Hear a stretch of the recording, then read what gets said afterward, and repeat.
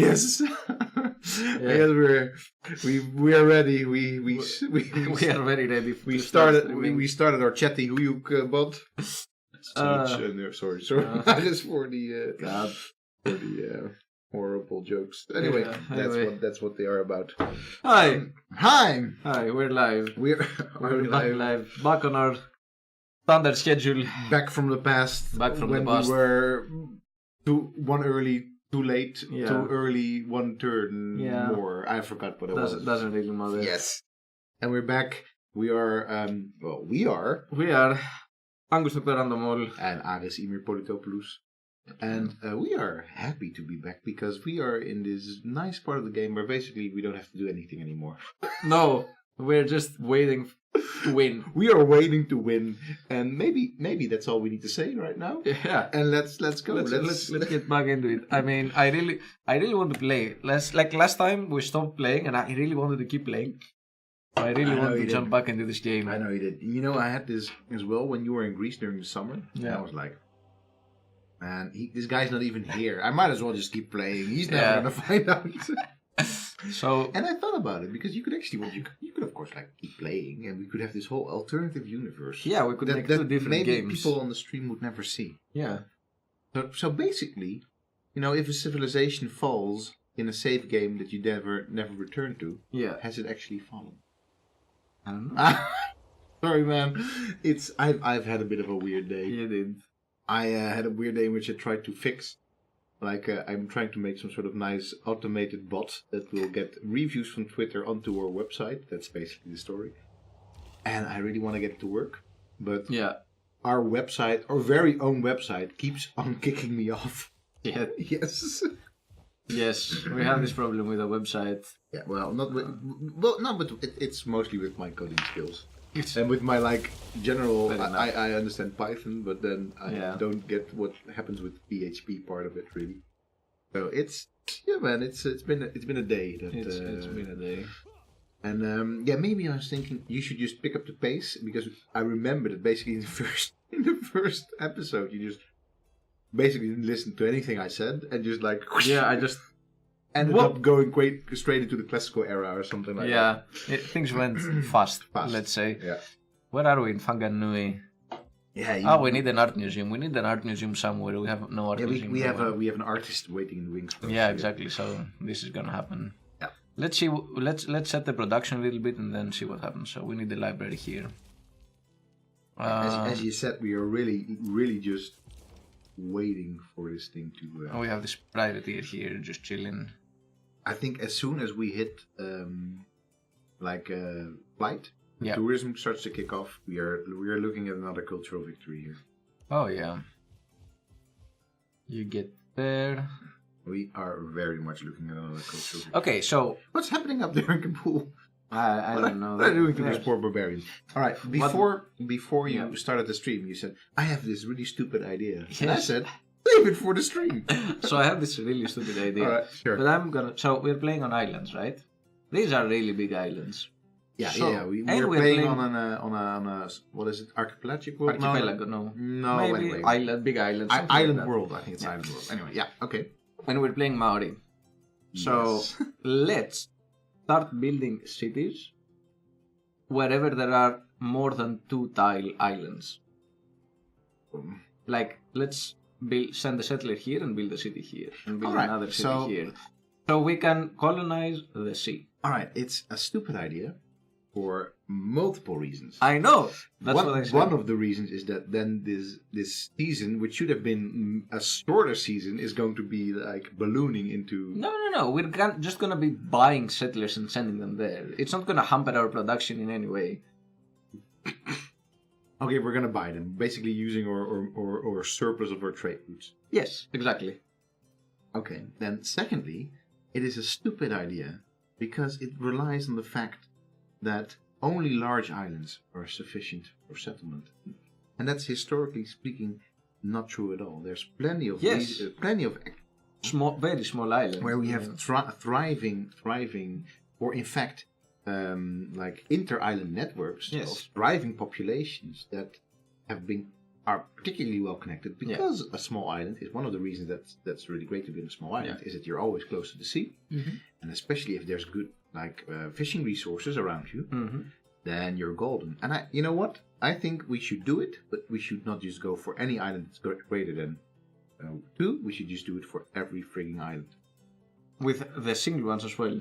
Well, maybe not the single ones. Not the single ones that are already within our territory, but then the double ones that are not yet in our territory. So this is gonna be. And then what we can do, because I've thought of this, so there is a tactic behind this. We're gonna get our good friend Governor Liang set on these, and we're gonna make fisheries around them. Yeah, I thought that was going to be part of the plan. Yeah. You're just going for some Maori exhibition play. Exactly. I like Maori exhibition play. We are feeling so confident because we already won. Yeah. So that we have to set our own little challenges. So okay, if this is a challenge, I then what do we consider like a game element here? If a city, even with all our like help, cannot grow beyond 5, it's a strike against your plan. I don't think it can grow more than 5. Well, no, that's what we're saying right now. If it can grow more than 5, then you get a point. Okay, fair. And your plan gets a point. I don't know if it's technically feasible, but we can. Let's because over there, on that thing that we thought like, oh, little poor. This one, it's at 9. So it's in a desert area close to some mountains in the sea. So how? Yeah. Okay. So we're doing this. Yeah, but we're actually targeting the smaller islands first. Yeah. So Galileo, you have to get there, my friend. So what we're basically doing in civilization right now is like an environmental ecological experiment. Yeah. Or cultural ecological experiment. Yes. What did this guy even tell us? He wanted to send a delegation, and I said whatever. We're now friends. You stop threatening us, so we're now friends. Alright. So whatever. Yeah, we that's all great. We're in a weird situation here. Yeah. we're clearly winning and everybody loves us. We have alliances with everybody. Yeah. Not everybody, but we have 2, like out of all our enemies, the 4 enemies that we have 2 allies, 1 friendly and 1. Why do you call them enemies straight away? Because that's how they start, or no? No, they don't. They don't. That's interesting. That's one of the things that is different between civilization and real-world history, at least from a Western perspective, once again, is that nations, so sovereign states, in the used to always be in a state of war with each other, unless they had specifically signed the peace treaty. Yeah. I always thought that, although I don't necessarily think that civilization should be much more warlike, but I always thought it would be like a cool thing that you would actually start off in a state of war with all these civilizations, and then you actually have to say, okay, we're going to be peaceful together. Yeah. But first, you can just attack whatever you want, and then we'll see. And then I'm going to use the colonial taxes, which is plus 25% gold and 10% production from cities not on your original capital's continent, because this is going to help our plan. Alright. I like that you make it our plan now. I mean, we're playing together. I like that. Some plans are just yours, Alex. Sure. You get to claim credit for it as well. Remember last time when you had a plan for a culture victory? Oh yeah, it worked out. Yeah, man. So there was another plan that I thought we would. Oh yeah, it was when we got the emergency, right? And I said, "Easy, we get this." And Sila did not believe me. Basically, you're like my wife. Everything that you say, ends up being true. Yeah, and ends up being a great plan, even if I don't think it is. Sure. Yeah. That's just the nature of some people in my life. Basically, even if they're always right. They're always right. I even got socks now that says, she's always right anyway. That's awesome. Let's get in Taumutu a university. Alright. Our builder here gets to make this. Our builder here gets What did you just... It's T. Yes, but you destroyed a... No, it was not a forest or something. You sure? Yeah. Alright. No destroying forests for this it was not a forest. No destroying forests. But look. I'll shoot bomb. It's It's impressive. That dude needs to rest a bit. He's not gonna. This guy? Yeah, man. He's gonna be doomed if you send him. He's never doomed. Alright. So we're in like a bunch of cities, which is pretty great. I'm gonna go for Babylon. I think Akkad should be. Where you wanna get. Plus the production in every city with armory. Or Whatever. Babylon is actually better. Yeah, sure. Yeah, exactly. We have two envoys anyway. Yeah. And then bank and shipyard, yes, because we're gonna start building shipyards. This guy gets to sleep over here until we have the museum. By the way, people in the chat, if you have things to add to Aar's stupid plan, Yeah. or other things you'd like to let us know. Plus 200 Atwinism. Yes. I still like our choice of religion. I also like our choice of religion. Here. Oh! What? Wait. Yeah, you're right. It's Krijn. It's Krijn. We are joined by Megalithic, one of our faithful viewers. Yeah. How's the sound, Mega? How is the sound? Let's see. Okay, I want to expand somehow here, but it seems a little bit difficult. So let's start the plan. The plan needs to start. What's that settler over there, by the way? It's a barbarian settler, so I'm just leaving him there. Let the poor man be. You have a particular love for barbarians in this game. Yes. Alright.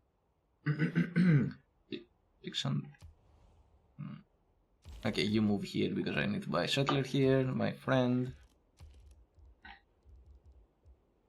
You're awfully happy and cheery today. Yeah, I don't know what's wrong. Good. You came into the office and you actually brought me like a cake. I did. Like a tiny little cake. Yeah. What's the name of the thing again? It's a milfei. A milfei. Yeah. What is that even? Milfei is a game sound could be a bit higher. All right. Yeah, could it? Yeah. With habit. Yeah. Ah, look, we're friends. Wait, where is it? I missed a bit up. Desktop audio. Desktop audio. There we go. Yeah, but it's also in fact the this may work. Yeah. But otherwise it's the game sound itself. I can fix that as well. Yeah. Man, we are popular. We are very popular. Do you think we are so? Because I'm still getting around the whole diplomacy system, which now let's talk a little bit about the resource that they ended up making resource points for this as well, the influence points, which we are basically we're swimming in it. We're swimming in it, exactly. Do you think that's why we're popular? No, we lost our fleet. Yes, it's sort of revenge. It was an actual Look at this. Boom! It was a big troop, was it? It was like it was a fleet, yeah. That's a pity, but it's okay. It's okay. We have soldiers to spare. Confirm. Oh, that was another quick. Probably fine till healed. Let me do my thing really quickly. You do your thing. I do my thing. So buy this. That robot we showed, is that yours? What robot? Aris, that robot you showed. I didn't show it here on Slack. No, it's not mine.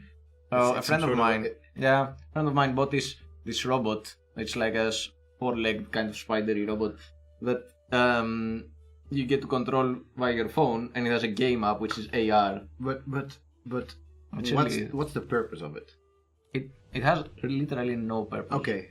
It's just you're playing an AR game where you're shooting other robots with your robot. You just get to have your robot so there. It's a game. So it's not. Yeah, it's a game. Okay, it's not like some sort of, because I remember a long time ago. This is gonna go way into the weeds and have something to do with robots as well. Yeah. Remember in the Great Pyramid of Giza that you have this basically this little tunnel. Yeah. From the main burial chamber going up. And that they could never really find out what was in this tunnel. Yeah. And they sent this little robot into the tunnel and then hit basically a little door, like a bone stab, and that they just got permission. At the time of when what is his name again? Hawat Sabis, or if I'm mispronouncing it now or misreconstructing it now. Zahat. What's this? Zahi Hawad. There you go. I don't have the wiki correct. Yeah, exactly.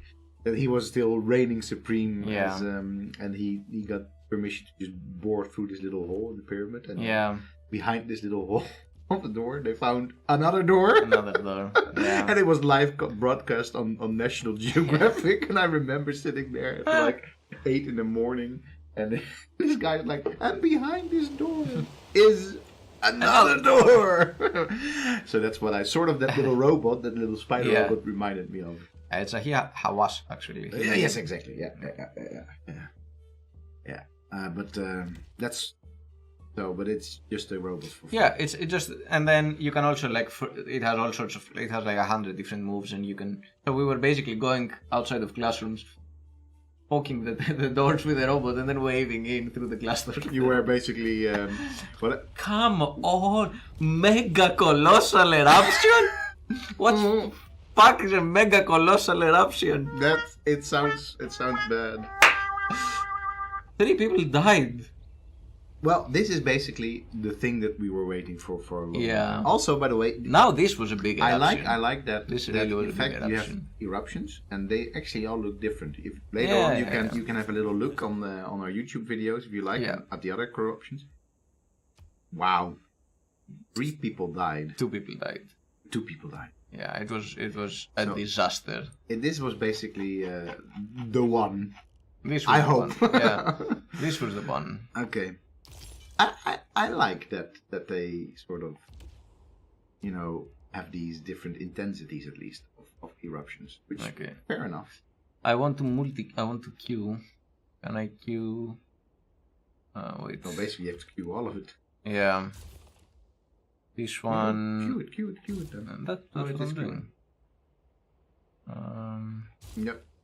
Well, come on. What? Yeah, first it needs to repair the commercial. It's there, being repaired. Okay. Heal, my friend. Well, get her so don't lose too many forces now. I'm not gonna lose forces. You got megalithic in your chat. Yeah, exactly. I didn't want to make that pun because I wanted kind to make his own particular pun. Yeah. But yeah. I got a mega eruption there. Ooh. Boarding. I like that you get gold from Settler, get there, my friend. Sure. We appreciate you making your own pun. You just really like with this game that you're playing right now with yourself. You just like the culture bomb thing, right? I really like the culture. Yes.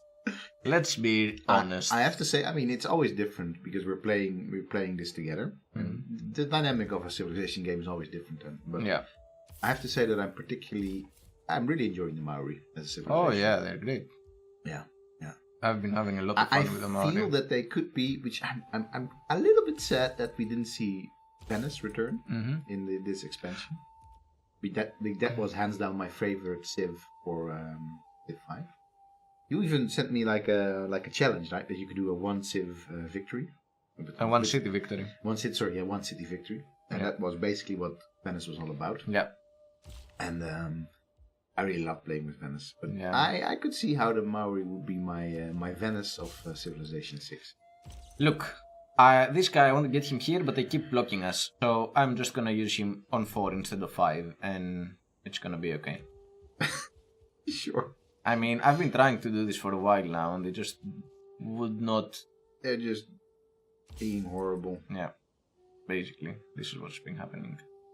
I bought another settler, he's gonna go there. We're gonna expand across the sea. Okay. And the oceans. Alright, good. Yeah. Yeah.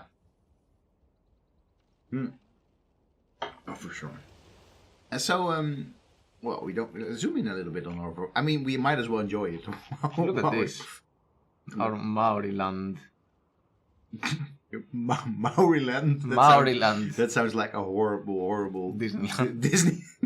Disney theme park subsection. Hey, we got archaeology now. Yes.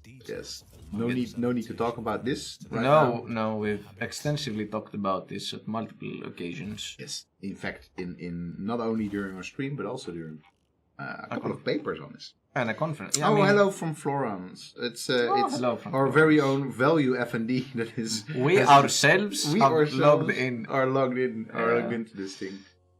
So yeah, it's nice. We're all together now. I cannot avoid. Hi, Chilla.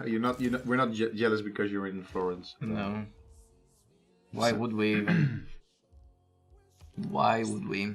But it's nice that they're there because we wanted actually to talk a little bit about why we're even doing what we're doing. Yeah. Because we talk about all sorts of detailed stuff. From the particulars of Koope's quest for Vekke. Yeah. To the particulars of Smerdis and his unnaturally long life in our games. Oh yeah. But we I don't think we've genuinely ever talked about sort of the past in games and why we are even no, not into really. this. Not really. I mean, we've talked about it plenty other occasions, but not on the stream. No. So, you care to start? Huh. Where do we start from? Well, even? that's the problem. There's multiple points of entry. You could do the whole value foundation myth thing with the archaeology and things like that, but that's been done. It's been done, kind of. So basically, let's put it like this: what fascinates you about the past in video games? On a personal level, what fascinates me the most, it's the stories. The stories. Yeah. What do you mean with the stories? I mean the stories that games have the potential to tell, and the meaning, like how deep and meaningful these stories can be. Okay. And how engaging they can be as part of the medium that is video games, and then how you can actually use this platform to tell stories about our common past, about our common shared experiences as humanity. Yeah. Okay. So in the context of Civilization, how does that work for you? Because you like Civilization as a game. I like Civilization as a game. I mean, look at this. We have an entire volcano raining down our capital. We have, better yet, what I really like about Civilization, and particularly in its relation to the past, and what is that we have this actual named, in this case, which I think is a great addition to the new Civilization, from a place that actually exists in New Zealand, Bakari, which is actually a horribly, terribly dangerous volcano itself, exploding, and we have this connection now to this particular volcano. Yeah, and right. Thanks, Guy. Thanks, Guy, for your input. But anyway. And there's another story coming up right now. Yes. We get to go to the World Congress again. And I have to say that I feel so far I have felt this World Congress thing mostly an annoyance. Like it's there, and every time I'm like, oh, it's coming up. So sort of a chore that I have to do to go through to get to the actual game, because this doesn't feel like it's impacting the game that much. No, I think it isn't, because we're actually way ahead. No, but so from what I've been reading, this is mostly the case. So people playing even in higher difficulties, this is usually where things end up, because a lot of people were excited about it. They're like, oh, I'm gonna accumulate all these points, and then you get to win a lot in the votes, but then it tends to be meaningless. So it feels like it breaks the pace of the game. Or in fact, you end up losing a lot in the votes. Yeah. So this has always been the case with the World Congress, but I'm a little bit surprised that they introduced it so early in this series. In the game. So often it started happening from basically 1900 onwards, 1850 or 1800. Yeah, now it happens almost immediately. Yeah. Also, I would like us to be able to vote on things that we really care about. We don't really care about patronage that much. No, but this is actually really good. New districts built by this player act as culture bombs. Yeah, sure. Harbors. Yeah. And just make it choose a target. No, yeah. Or just any. In general. Any. All right, just make this one happen. More. There you go. I don't think that can be 10 votes. No, yeah, go down again. Go down. I'm Dutch, you know. I'm like, oh, yeah, more. And then I'm like, ooh, that costs a lot, actually. And for patronage, do we want to stop somebody? You could just choose a target and just say, let's say great writers. And just one. Yeah, okay. As we did last time. Yeah. I'm gonna just play it safe. Play it safe.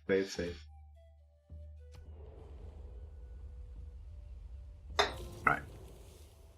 Hey, it passed. With Who would have thought? basically lots of people just Voting for themselves. But we went for it. We went for it. Oh, elected target, merchant. That's a pity. No, it's actually earn double points to ward. And double points. Yeah. Oh, that's great. That's fine. It's fine. Speeds tactics, Renaissance walls, and a pop. Okay, we don't really. Oh, look at this! It's gonna happen. Our first actual island city, village, whatever, place, location. Oops, sorry, I pressed triggers. I'm excited. I'm also very excited. Arewa, or however this is pronounced. I don't know. You tell me.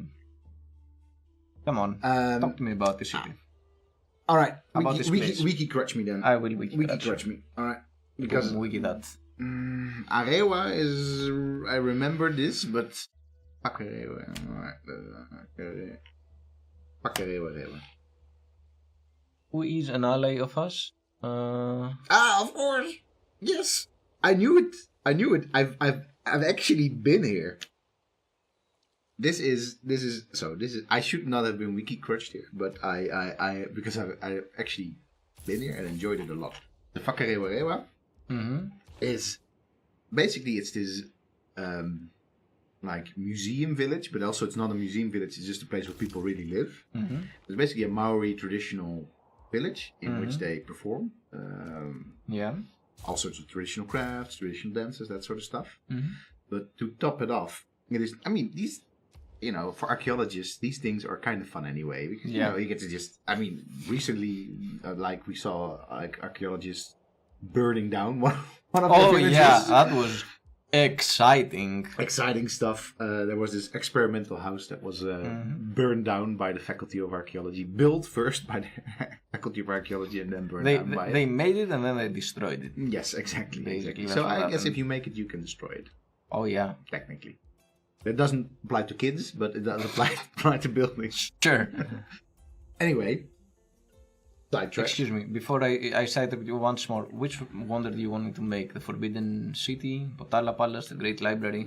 I always like Casa de Contratación, of course, because that's really good for the all your cities on home continents. Oh yeah, and we get to do it here. Wow. Just do it there. Yes. Great call. Anyway, great call. Whakarewa is not only this living village, like living Maori culture village, but also, by the way, a very nice marae. Yeah. It is also a geothermal area. Ooh. So, in that village is basically built on a bunch of not even springs, but like geothermal features, like super hot water coming out of the ground. Yeah. No geysers, if I remember correctly. Anyway, but like, basically like what we have over there. Yeah. The village is built on that. Nice. It's even cool that it's very close to a geothermal feature. Yeah, right. And one of the cool things that they do. So aside from the fact that there's like this, the whole village smells like egg. Not rotten necessarily, but just eggy. And then also what they do is.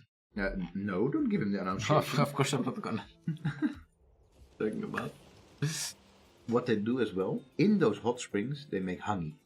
Okay. Which is like a Maori traditional dish. Yeah. And they basically just like have a guy standing there. So they also make corn and stuff like that. They have a guy standing there near a little sort of like food stall. And you just order your food there. And he just walks towards one of those hot springs like, pale blue hot spring.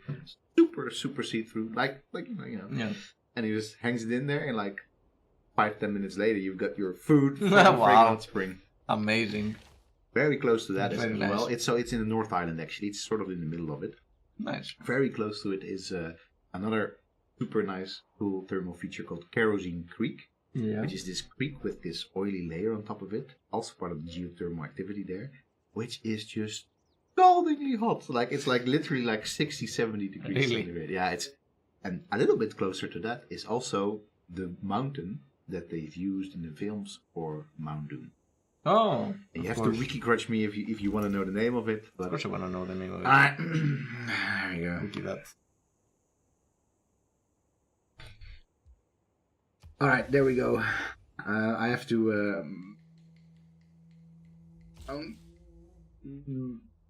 All right, I have to go to the Maori website because Maori dictionary because I need to know how to pronounce this. Mm-hmm.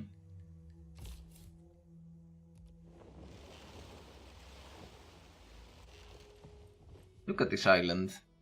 Look at this island filled with archaeology. Is it an island? Is it connected to something? I don't know. We don't know. Is it Atlantis? Oh, this seems to be two different islands. Oh, well, this is perfect for it doesn't really. It doesn't really help origins of the name. Mm-hmm. It doesn't really. Well, I am gonna have a go. Ngahu. Mount Ngahu. Where is it? What's the name? So Ngahu. Ngahu. Yeah, okay. Ngahu, basically. Ngahu.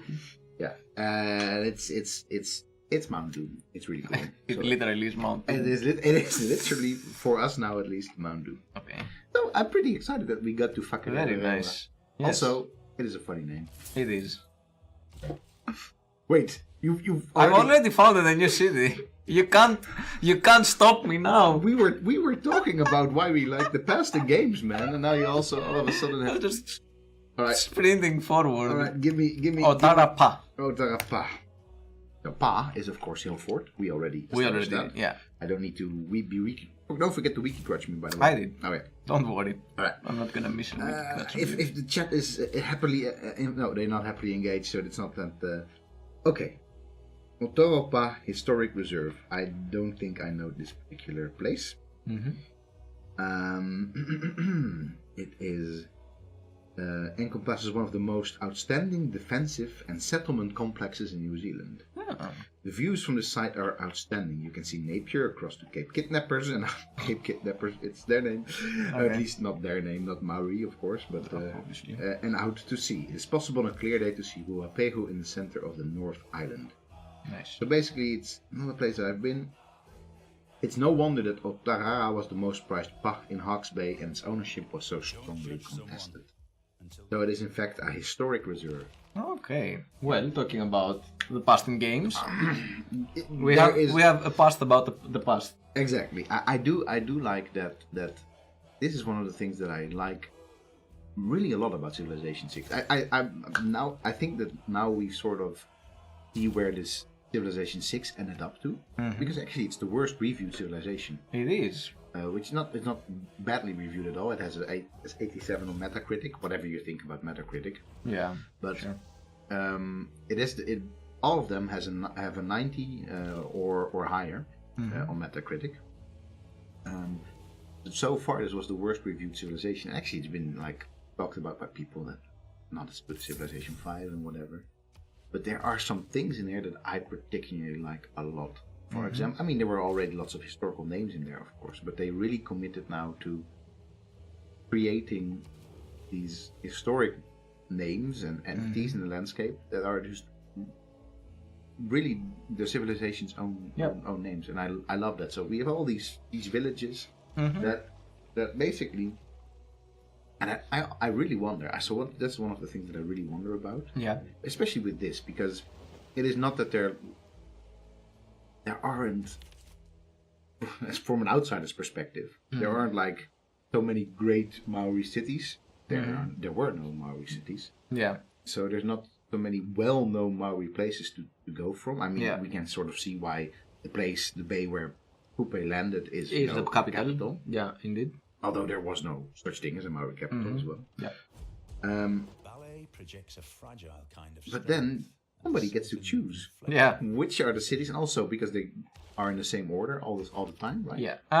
Yeah, I think so. I think so, right? That used to be the case anyway, always. Nah. Go for conservatism because it's like the Maori thing to do. Is it? Or have oh no, you have to have a housing district to it. Yeah, a neighborhood. Let's. I don't want to do nationalism. No, but I'm let's all not with- do it. But I can't because then if we want to go to the modern era, I All guess right, we. you have to. You have Yeah, to. I have to. If I want to do anything else on this line, basically, I have to. I'm forced. Oh, this is one of those. This is one of those moments where civilization lets me down. I think actually we discussed nationalism We as this discussed key thing. nationalism. Look at how many envoys we're getting. Yeah, that's because of the diplomacy, the policy I think in place, right? Oh no, that's also because of the civics that we're really steaming ahead with. Yeah, This is, by the way, I think that probably that's also where the diplomacy system is a bit broken. Mm-hmm. Is that,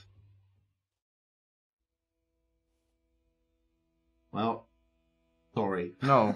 Hey, whatever. Dude. It's one of those places, like, we have a lot of culture. Mm-hmm. And that's also why we end up being there's this immediately funnel into envoys. Or at least being ahead in the envoy game. Mm-hmm. Because you get envoys with getting civics. Yeah. And that's why we are also now really ahead in the diplomacy game. Yeah. So I think that there should have, if you really want to make diplomacy its own resource, it could have been something else. Hey man, we can go for more traders, buy some traders. I will. Don't worry. I sort of bought a lot of things at the same time, so we're a little bit low on cash. Alright. Oh, look at this beauty. Look at this beauty. Look at all these fishing boats. It's working. Yeah, it's pretty damn neat. We're really I like a lot actually that we're expanding the territory, and with one, except for the war that shall not be named, in which we destroyed an entire civilization. Basically, how we grew our territory is also the tactic that I dislike. You buy tiles, but okay. All of it is a lot of culture bombing. It's basically It's a lot of culture bombing. I honestly buy don't the know how to traders. connect it to the Maori as a historical culture at all, like fishing boats and culture bombing. Yeah, I mean, don't know. I guess it's somehow tangentially related to them sort of going out on the Maori didn't really. New Zealand, Aotearoa was really the end point Yeah. of Polynesian expansion. What have you been doing? No, this guy. I've already sent the ship there. Get more ships. I am getting more ships. Let's send somebody to Bandar to Babylon. Or this one is actually insane. It gives them a little bit of religion, but Nah, that's fine. I'm not gonna pass 27 gold. Go, my friend, go. You are becoming ever more Dutch. Oh yeah. It's like, listen, this is gold we're talking about. Yeah. Who cares? Who honestly cares about Atunism if there's gold involved? Yeah, exactly. That's the golden age mentality that our former prime minister was talking about.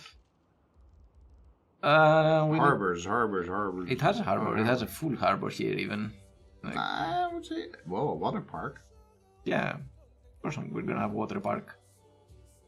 Right? Or entertainment complex. No, I want the water. I just want the water park. I- They're close to the city. I also feel that yeah.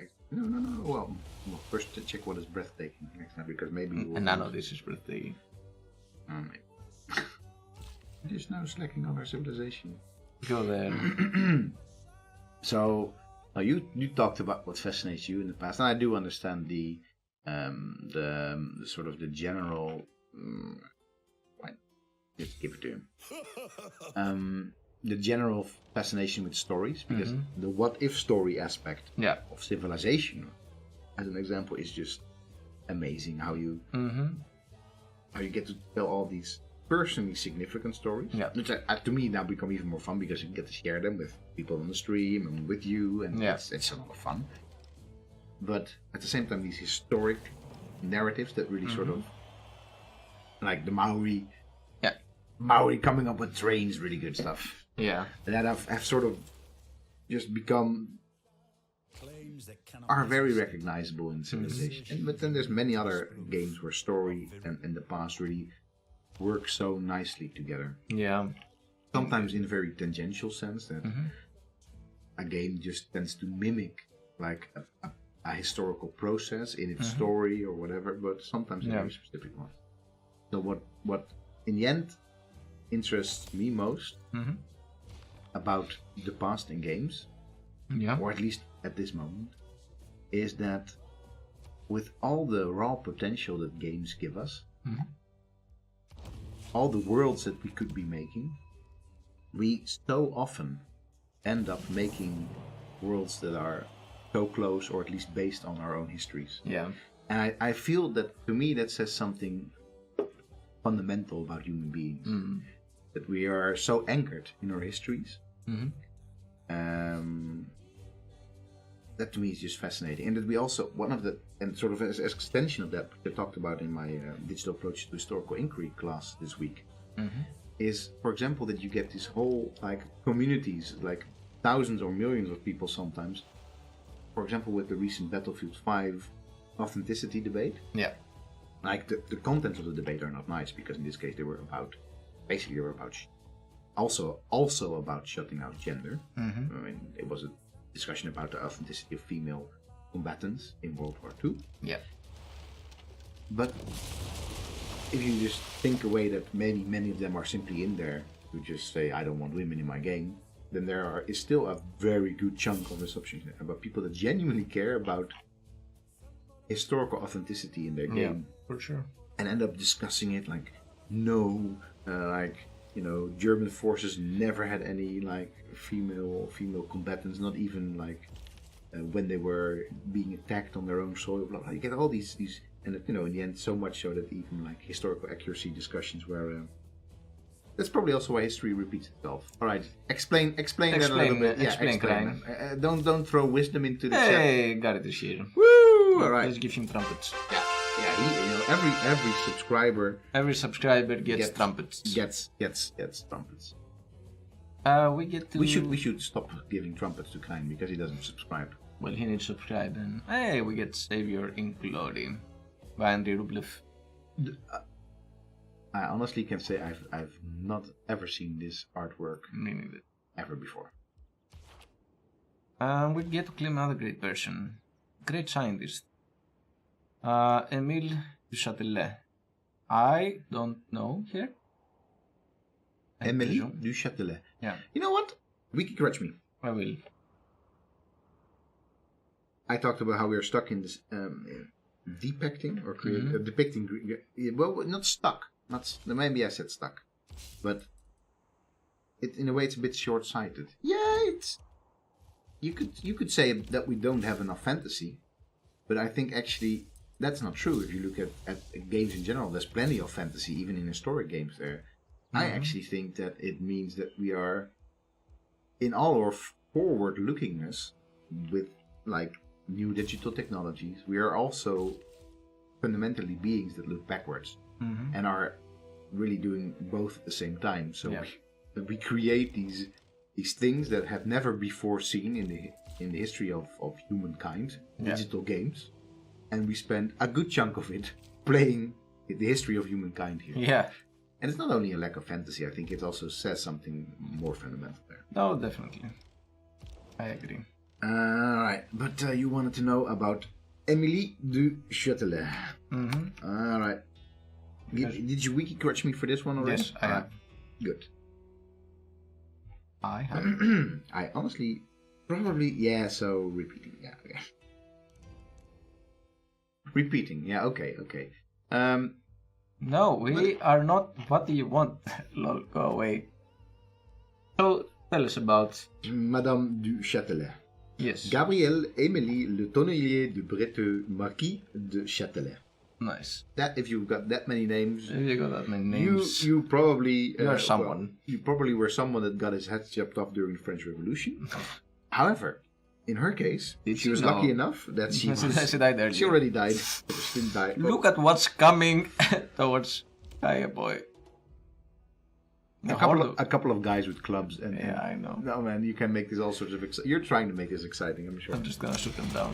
Anyway, but... all right, she was a French natural philosopher, mathematician, physicist, and author during the early 1730s until her untimely death due to childbirth in 1749. Mm-hmm.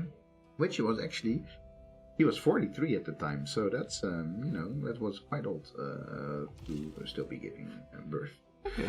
At that point. I think, actually, I don't know that much about the histories of childbirth. So this is just I don't know. me projecting from the present into the past.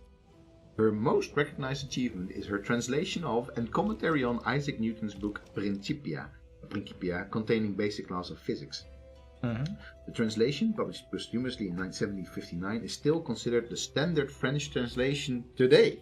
Ooh. I have to say, if you can make a translation that stands the test of time, Yeah. while even the Newtonian laws have not stood that long, they've been not overthrown, but We know more. we know more now since Einstein. Yeah. But, you can. I like. It's a lot of nice little thing. You can discover all the natural laws that you want, but in the end, the translation of that book, which you write about natural laws, ends up being, more true or better for longer than your actual discovery of natural laws. So stuck at natural sciences. We make things that last longer. Humanities, that is. No, just kidding. Don't suck at natural sciences because we like you. We love you. Because you also do cool stuff. All right. But yeah, so that's really my fascination with the past, and maybe as Kine said, it's a repeat of things, and that's one aspect of it actually. And we talked a little bit about that as well in the context of civilization. And I used to have to show your cards on this topic, I feel, but to me, civilization is really also a major part of the fun in civilization. Ooh, look at that +4 over there. That's neat. Is really about repeating civilization as well, because we talked about the stories that you get to create, and but really it is also about the stories that you get to reconstruct that we already know happened. And to me, the simple fact that you end up always going in this technological and cultural sort of theological direction. The theological direction is not a thing, but there's this cultural technological teleology in there, so we're moving towards this goal, which in the end is relatively little. We talked a lot about this as well during the stream. But I do think actually that a lot of the fun in civilization is actually based on this recognizability of it. And that I think that this is just, we haven't tested this theory, it would be hard. Yeah. Because you have to make a game that is in all aspects like civilization, except for the fact that it ends up branching out completely. I mean, you can't test it in the sense that there are other games similar to Civilization that do not have this success, and it's bound to be related somehow to this recognizability. Exactly. So you can have sci-fi games that are. We have sci-fi games that are basically copies of Civilization. Yeah, in terms of game mechanics. Yeah, and they, or sometimes they even have better mechanics than Civilization. Oh, yeah, sure. Yeah. But they are not more successful, and I think the biggest part of it is indeed the theme and the idea. It's not so much that, Civilization as a title is recognizable, but the themes that it deals with, and you get to play with things that you heard in your school, that you talked about, that means something to you, and this doesn't happen. Games like sci-fi versions of 4X games let you be more creative in your fantasies, but this lets you be creative with things that are something that you can tangentially think about. So I think that's a very big plus. I do think that somehow this is also related to the strategy and the long-term perspective of games like Civilization. Yeah. Because you do see a lot less engagement with deep history and things like that in things like first-person shooter games or even RPGs. Yeah. Because I do think that there it's not, because you're not looking at the large scale of things, you're looking at smaller things, and then it's easier to construct worlds and histories that are self-contained. But often you still see that those histories and those worlds are very much building on specific. I think one of the most games where you see that most clearly is in recent times is The Witcher. Yeah. Which we can talk very long about The Witcher and how I don't like it. Sure. But one of the things I do like is that it builds on basically historic societies and civilizations and cities, and also myths and histories that are basically one-to-one coming back. Yeah. In lots of the gameplay and also the books of The Witcher. Yeah. But that's sort of like other stuff, like well, maybe also. Actually, if you think about it, what I also really liked when it comes to other RPGs, I like RPGs where there's this super deep sense of history. Yeah. I love, for example, that's why I love the Baldur's Gate games as well. Oh yeah. Because they are just there's history there, because basically they're in the history of the Forgotten Realms, which is this RPG universe that had already existed for 20 years by that point in time. So, and I tend actually to not like the more recent BioWare RPGs, like the Dragon Age RPGs, Yeah, because they actually the history in there, and by now it's a bit more pronounced, but in the first games it was very sort of flattish. There wasn't really much of a deep history to it. A little bit of it, Yeah. but not as much. Yeah. Have you played Tyranny? No, it's No. oh, it's so high on the wish list. It's not so much the wish list, but the list that I don't want to add to my pile of shame. I'm going to respect this game so much that it's not going to be added to the pile of shame.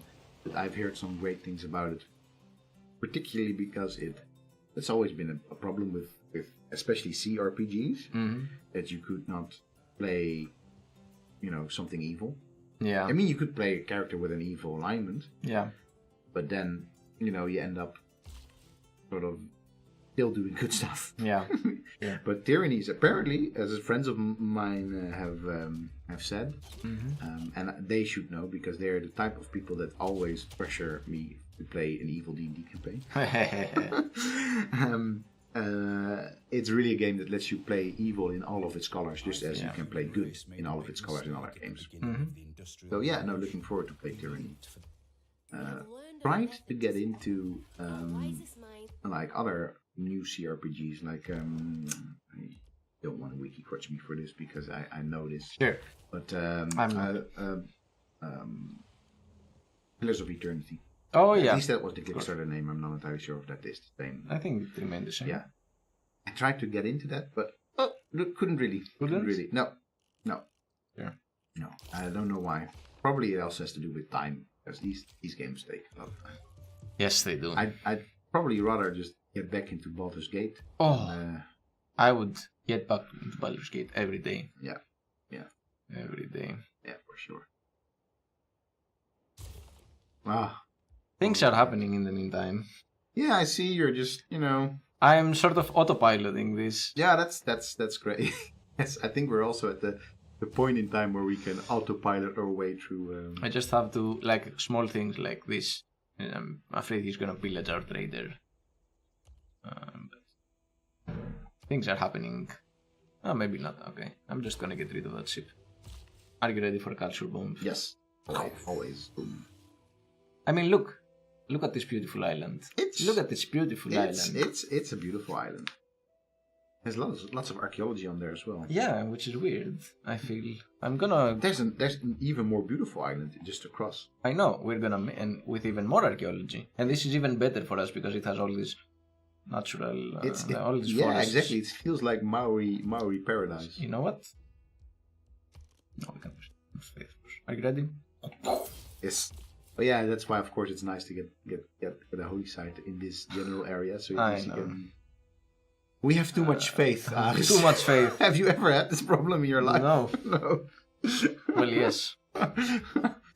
I can genuinely Too much faith in humanity. Sometimes. Too much faith in humanity. And I can honestly say that I have never had too much faith in humanity.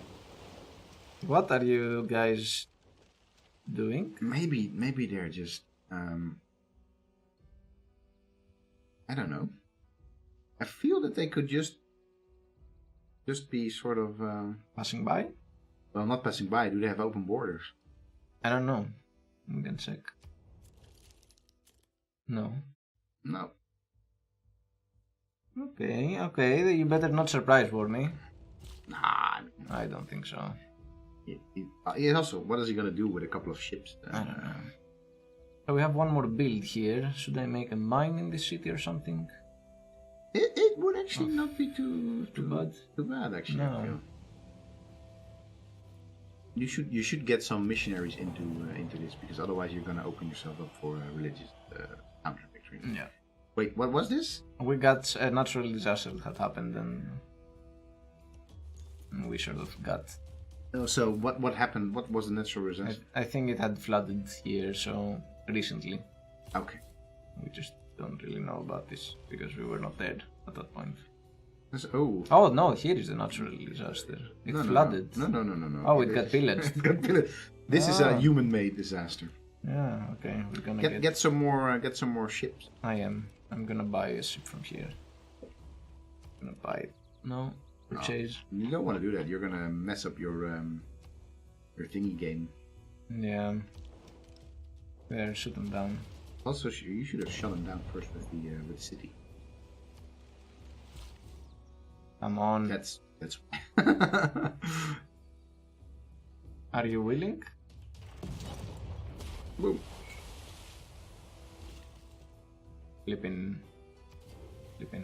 Flips. Nice. Okay.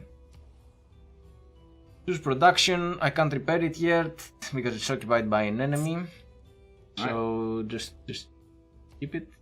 No, you cannot skip it. You just buy but go for a theater square. I don't think we have. Oh, we have some places. Not even there, +3 even. No, well, yeah, go. Let's see. Are you guys planning on Anno 1800 playthrough with them? Oh, I'm not sure. Anno 1800. I've actually never played any of the Anno games. Me neither. I think they're real-time strategy, right? I've never played it. So I'm not really familiar. Why? Okay. Tell us why. Tell us on Anno 1800, because the other big, there's one thing we still have to finish as well. Is at the gates. At the gates. We are at the gates. The other big contender is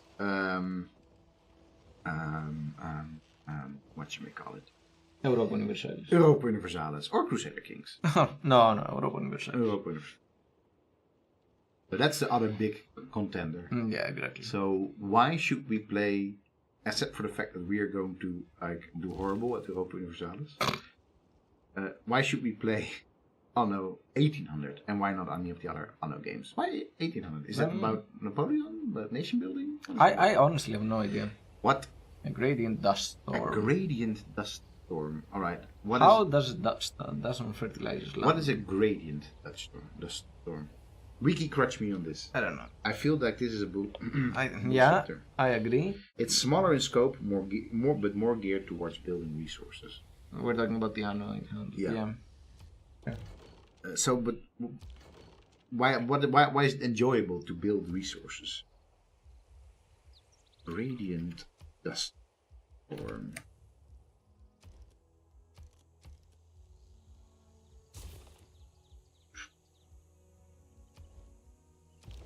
So, alright, there's pressure gradients when it comes to storms, which makes them, like you've got, different pressure over here, pressure over there, and, but that should come with some qualification. Yeah. Because, there's always a specific gradient to a dust storm. It's... I don't know, man. Oh, wait. Early spring gradient dust storms. What are the differences between sandstorms and... Alright. I don't... allow AccuWeather. This is like we are being wiki AccuWeathered here. Wiki AccuWeather. We are AccuWeather crutched here. Shall I? No, this was already. You already crutched me for this, right? Alright. Convective dust storms, early spring gradient dust storms, and monsoonal convective dust storms. I feel like there's this whole world of dust storms that I can get lost in right now, which maybe I should. You don't have to play 1800, of course. It's just the latest version. Yeah, I don't know. I think that probably it's good to then play the latest version. The latest version. Convective. Gradient.